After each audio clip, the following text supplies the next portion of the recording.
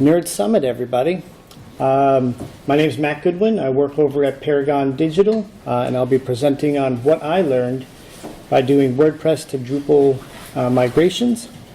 I did a few in 2018, and I know there's some lessons to be learned, so I captured them and I brought them here to share today. So I work at Paragon Digital. They're a small digital agency up in New Hampshire, in Keene, New Hampshire. And I've been working there for just over a year now. So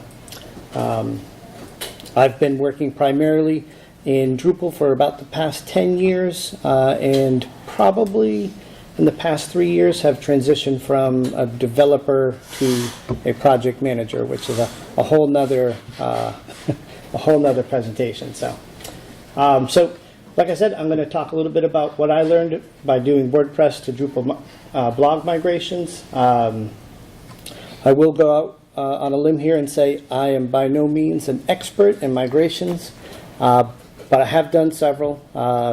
A few of them were specifically the WordPress to Drupal ones, but over the past 20 years I've done lots of migrations. So, but I am no expert, but I do have experience that I'm here to share with you. I actually wanted to ask who here in the room has done migrations, and have you ever done from WordPress to Drupal? No. Okay, great. I hope everybody gets something out of it then. All right. So I always like to start with a plan. I feel like as a project manager, that's a good place to always start. So I figured we'd first start by setting the stage, and I was hoping to maybe do some sort of maybe story to give a background on maybe what it is that we're going to do here, and then get started on the actual, and yes, we're going to do a live demo, because those always go well. We'll get started by identifying the source. We'll talk about the destination of where that data is going to go, Drupal in our case. Blog specifically. We'll talk about how things get from point A to point B. That's the field mapping piece. And then if there's any data manipulation or massage that needs to occur prior to moving the data over, and then the actual execution and testing of that. So, and then at the end, I have some tips for everybody, and then some additional resources here as well. So, all right. So for story time, I'd like everybody to meet my two goldfish, Goldie, who's the small one here, and Billy, who is the big one. They live in an aquaponics system. Does everybody here know what aquaponics is? It's the marriage of aquaculture and hydroponics. Everyone knows what that is, right? Of course. Only if I've read yourself.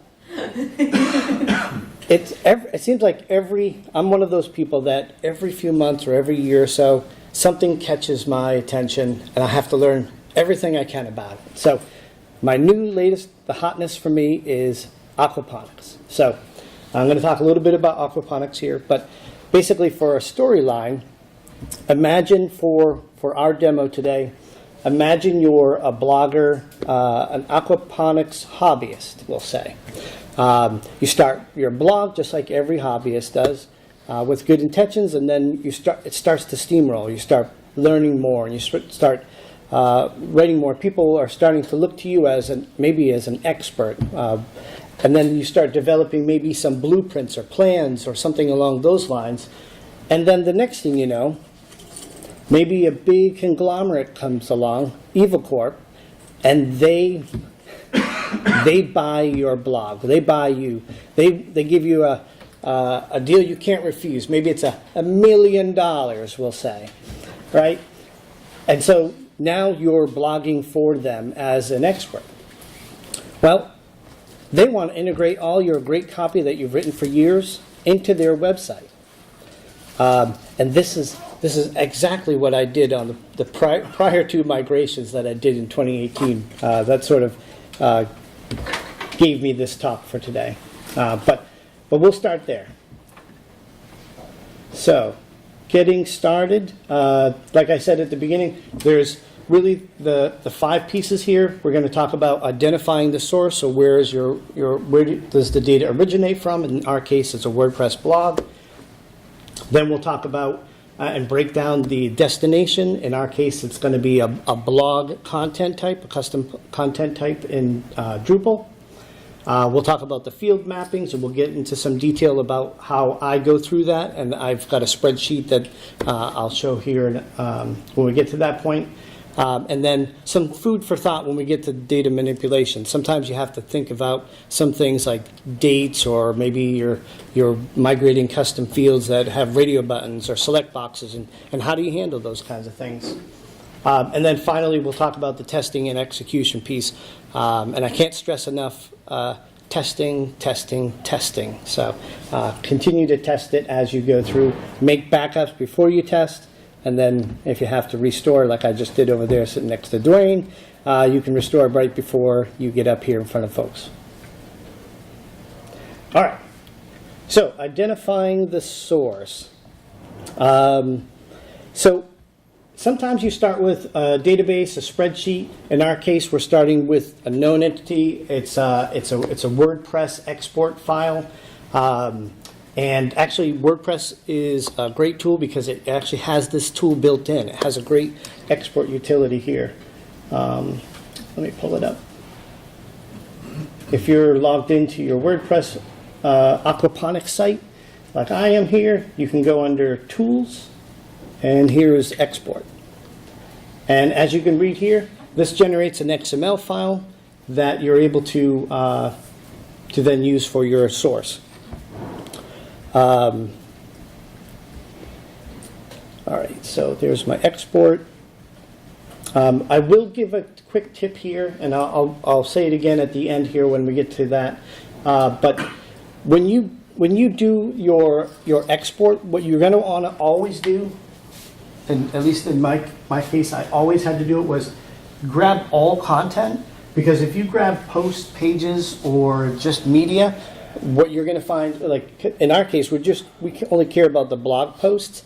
But what will happen is if I don't do all content, I won't have all of the categories, I won't have the authors, and I won't have a lot of additional meta information that I need to carry forward into my Drupal blog. So I would always recommend you grab all content.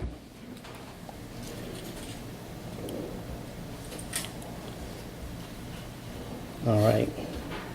So the next one is, so here's the tip 1. All right, so look at those garlic scapes, huh? So those are all part of the aquaponics setup. I took these pictures a few weeks ago, so not saying that I do this anymore, but yeah, so here, now the next step is, let's identify the destination. Is it a content type? Are we talking about taxonomy? Is it an author? Is it, what type of data? Because I'm grabbing all data and I'm bringing it into the Drupal site. What is it exactly that the destination is? I can't stress enough to plan ahead and make sure you identify these things before you get to, say, migration day. And you're in a production environment, and well, shoot, I forgot that I'm going to migrate these new categories and tags, but I haven't set up that taxonomy vocabulary yet in my Drupal site. So, yeah, you're going to really stress out. So definitely plan, and like I said, make sure you test this ahead of time. In our case, we're going to use some contrib modules. We're going to use a core module, the Drupal migrate core module, but there's some additional contrib modules which I'm going to show you here in a minute that I used. We have WordPress Migrate, we have Migrate Tools, and Migrate Plus. So let me just, I think I had pulled it up here under Extend.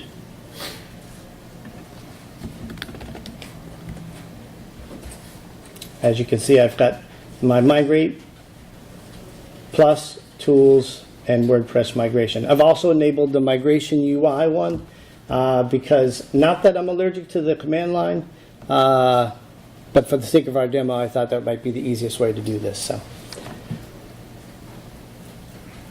And some people are allergic to the command line, so. But yeah, so there's a submodule in WordPress Migrate called Migrate UI. It does require, I believe, you to have CTools installed, but who doesn't install CTools, right? So I'm sure you have that there anyways.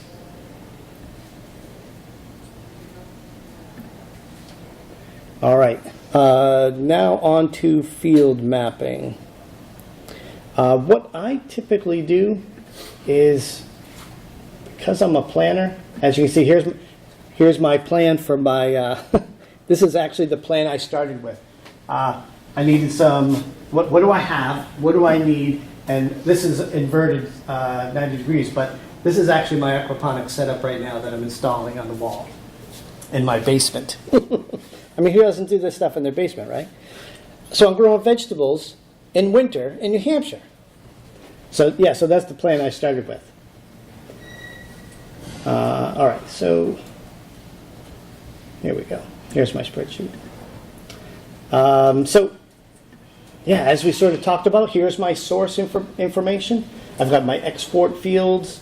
I've got them all listed out here. And so you can see here when I say like WP post ID and WP status, those are kinds of things that you want to think about ahead of time. Because, and here, let me actually show you real quick also, this is what you export from, this is what the export looks like from WordPress. So it's a pretty normal looking XML file. Here's all my categories. And then we start getting into, once you see this item here, item open, you can start to see here some of my blog posts. So this is basically what it looks like. And if I look at my export fields up here, you can see I have things like post ID and status. Status being, is it coming in as published? And that's something that you definitely need to consider when you're doing your migrations. Is the blogs that you're bringing over, are you going to have them published by default or not? So you may want to manipulate your YAML file. And sorry if I'm jumping around a bit here, but you may want to update your YAML file when you get to the status field to make sure that when you do your import that it's not coming in as a published node. But so yeah, so you'll definitely want to go through this this exercise here with field mapping. Here's my source, and then here's my destination fields. I highly recommend you go through and you create your blog custom content type. See, talking a little bit too much WordPress, but custom blog type over in Drupal. And as you can see, I made some additional notes here. Things to consider as I bring in these new nodes. Do I have to trim the title before I get to the destination? Maybe Drupal has a restriction on the number of characters in a title, or maybe WordPress doesn't. But also, are we bringing in the authors? Are we bringing in the categories? Are we bringing in the tags that came from the blog, from the WordPress blog? And then so I just created these notes as I sort of went down. And then I created sort of in between here. Here's where I start with my post in WordPress. Here's my fields. And then on the other side, here's my destination. And then what do I need to do in the middle here? In some cases, you may want to manipulate file names. You might want to change some data. And you may want to massage things such as dates, for example. Dates are always a problem with migrations. But all right.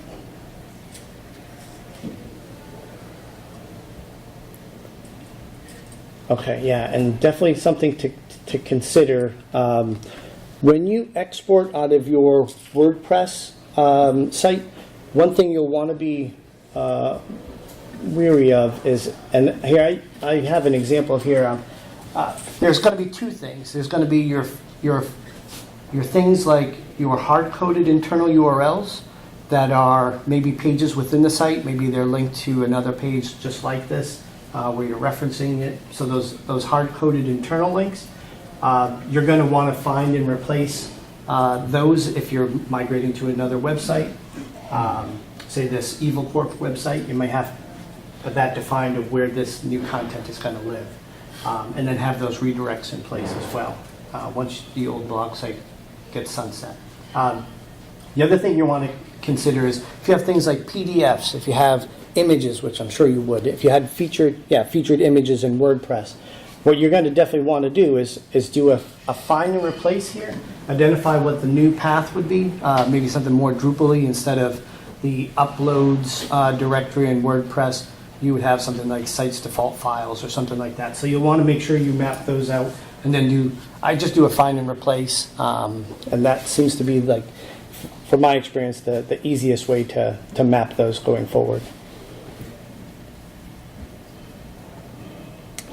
And then, as far as redirects, like I had mentioned before, that's definitely something you want to consider when you're migrating a site from one place to another. If you ever do sunset that old WordPress site, because you're no longer going to maintain it as a blogger, as a hobbyist, now you've moved on, now you're an expert and you work for Evil Corp, but they're gonna sunset and add redirects for that old domain. I have a confession. In the last two that I did, we used a service called Easy Reader, which I think I put on here. Yeah, easyreader.com. It makes all you have to do is a DNS change, and upload a CSV to them, and they take care of all the redirects. It's really, for a chunk of change, we'll just say, they handle all that stuff. So that's a great service. But if you can't do that, unfortunately, but definitely make sure that you take into consideration doing your redirects. All right.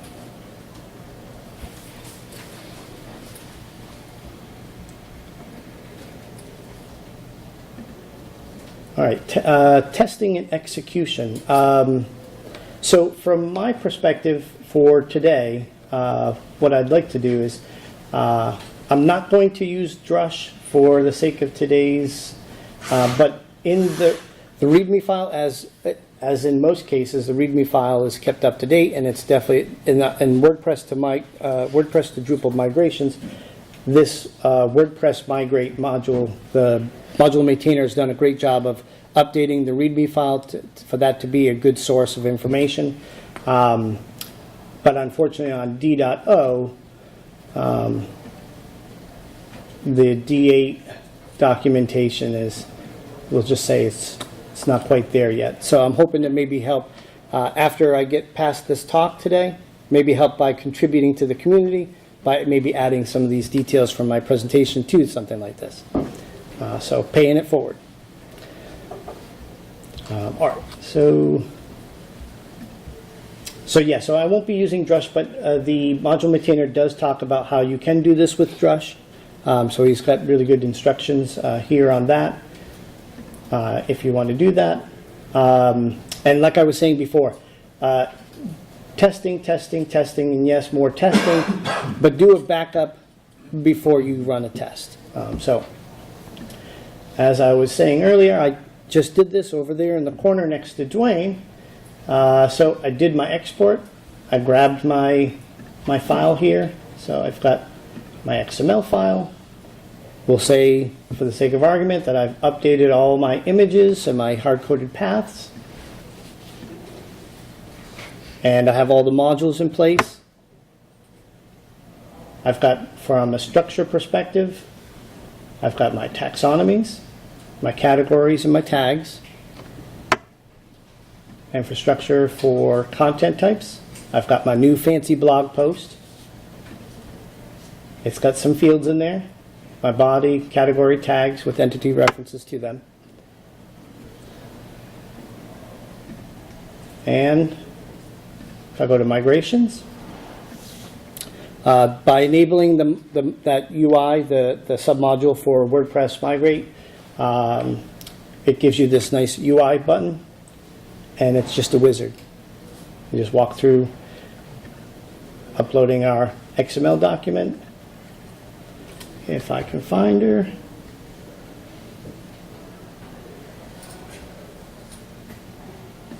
That looks like a good one.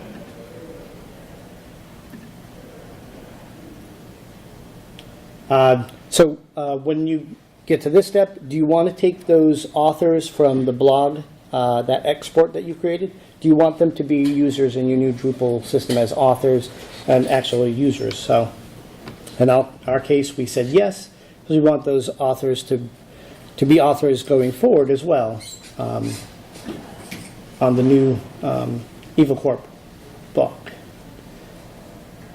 So import your WordPress tags. So these are the tags that came over. Want to import them as tags. And in categories, I want to do the same. And then in this case, there were not only posts, but there were pages that came along. There's, I think, a default page that comes with, out of the box. WordPress has, I think, one post and one page. So we'll grab those.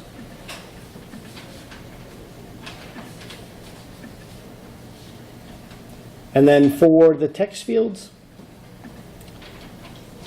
let's bring them over as full HTML. For both the pages and the posts. And we'll call this Nerd by Nerd. And of course, this is why we don't do live demos, Matt.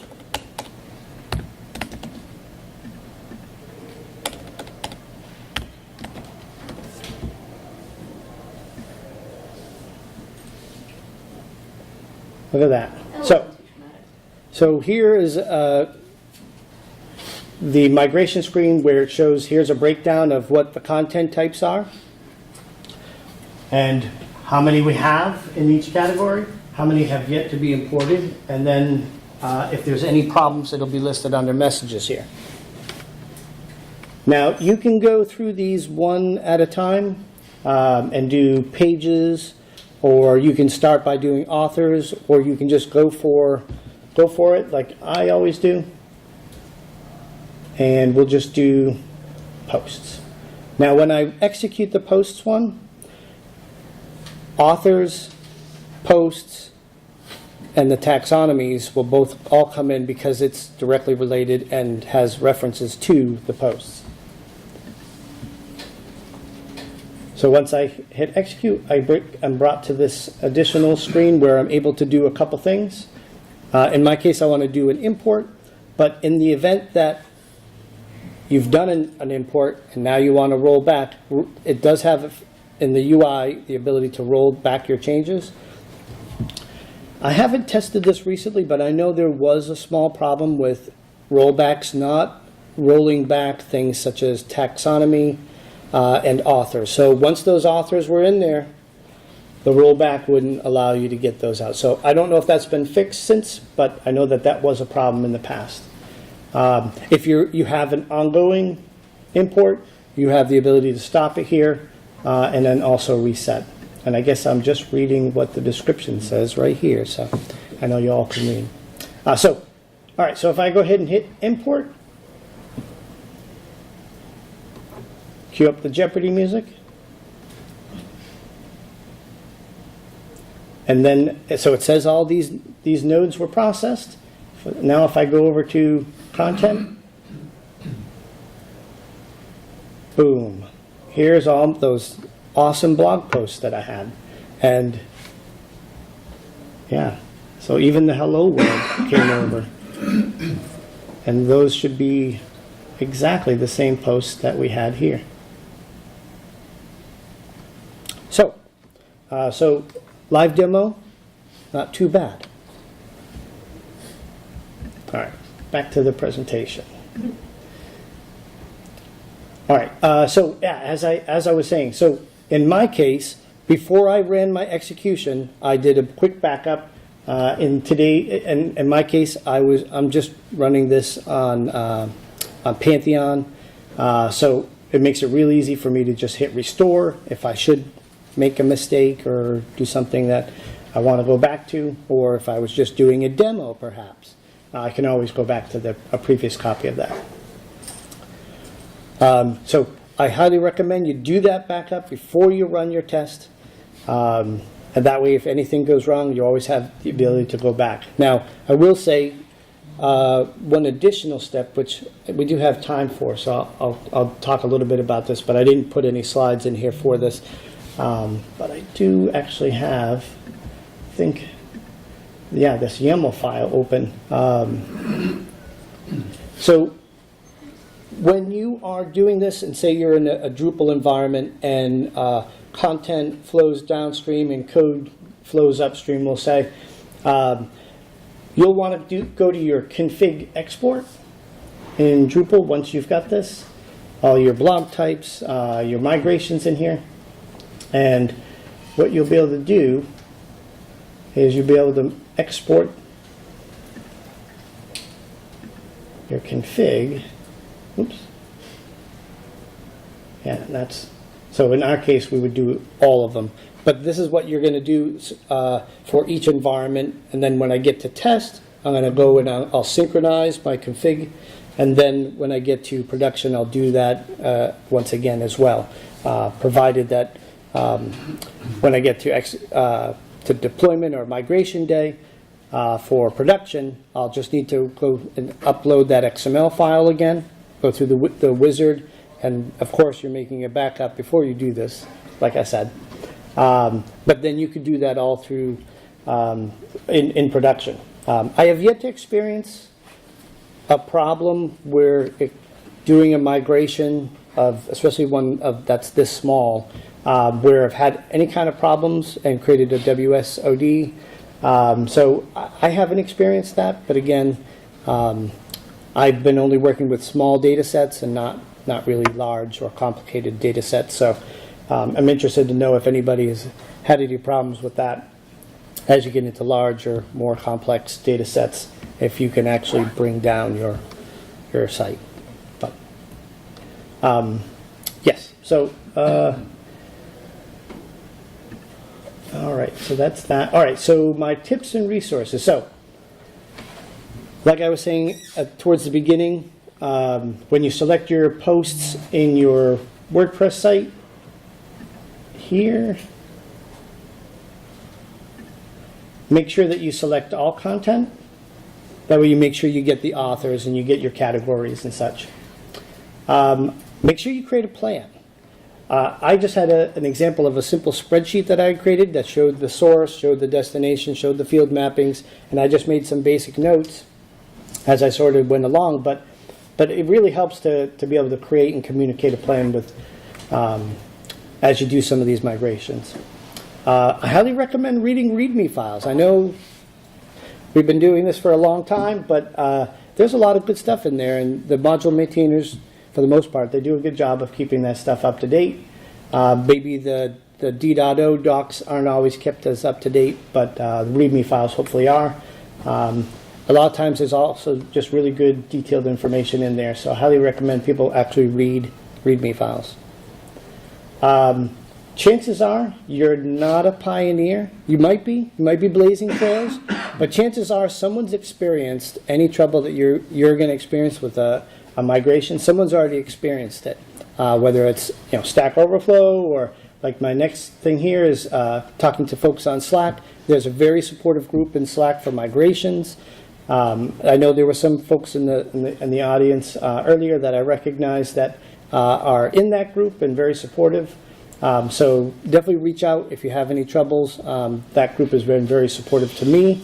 And yeah, don't be afraid to talk to module maintainers as well. So they're usually pretty easy to talk to. And then lastly, backup and test. Can't stress it enough. Make backups, test, make sure things work before you move on to the next environment. All right, and thank you. That's all I have. Questions, anybody? Have you done any migrations where the WordPress data was more complicated than just some posts?